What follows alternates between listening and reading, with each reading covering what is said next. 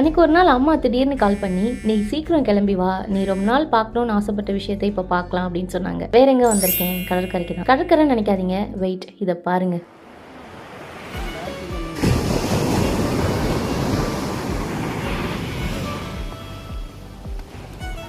இதை பார்க்கறதுக்கு தான் இவ்வளோ அவசரமா கிளம்பி வந்தியான்னு நீங்க கேட்கறது எனக்கு கேட்குது. அதுதான் இல்லை, என்னோட கதையே வேற. எனக்கு ரொம்ப நாள் ஆசை காலையிலே கடற்கரைக்கு வந்து இந்த வலை தட்டுறதை பார்க்கணும் அப்படின்னு சொல்லிட்டு. என்னடா இது, உள்ளூர்ல இருந்துகிட்டு கடற்கரையை பக்கத்துலேயே வச்சுட்டு இது கூட பார்த்தது இல்லையான்னு கேட்டா பார்த்தது இல்லை. அதுதான் உண்மை.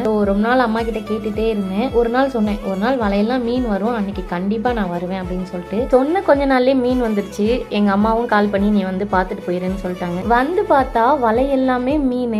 எங்களுக்கு மட்டும் இல்ல, எல்லாருக்குமே நல்ல பாடு வந்துருந்துச்சு. பாடுனா மீன் எவ்வளவு வந்திருக்கு அப்படின்னு கேக்குறது தான் பாடு அப்படின்னு கேட்பாங்க. என்னப்பா இன்னைக்கு பாடு என்ன அப்படின்னு கேட்பாங்க. மாறாதான் வந்திருக்கு, பாடு இன்னைக்கு ஒன்றும் சரியில்லை அப்படிங்கிற மாதிரி பேசுவோம். ஆனா எங்களுக்கு அன்னைக்கு நல்ல பாடு வந்துருந்துச்சு. அல்ஹம்துலில்லாஹ். எங்களுக்கு மட்டும் இல்ல, எல்லாருக்குமே அன்னைக்கு நல்ல பாடு.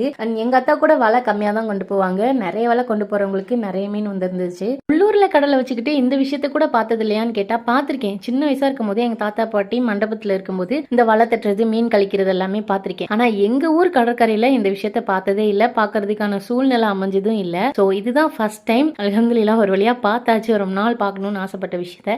அடுத்து நடந்த இன்ட்ரெஸ்டிங்கான விஷயத்தெல்லாம் பார்ட் 2ல பார்க்கலாம். Stay tune. அதுக்கு நம்ம சேனலை மறக்காம ஒரு லைக் அண்ட் கமெண்ட் பண்ணிட்டு சப்ஸ்கிரைப் பண்ணி வச்சுக்கோங்க. அஸ்ஸலாமு அலைக்கும்.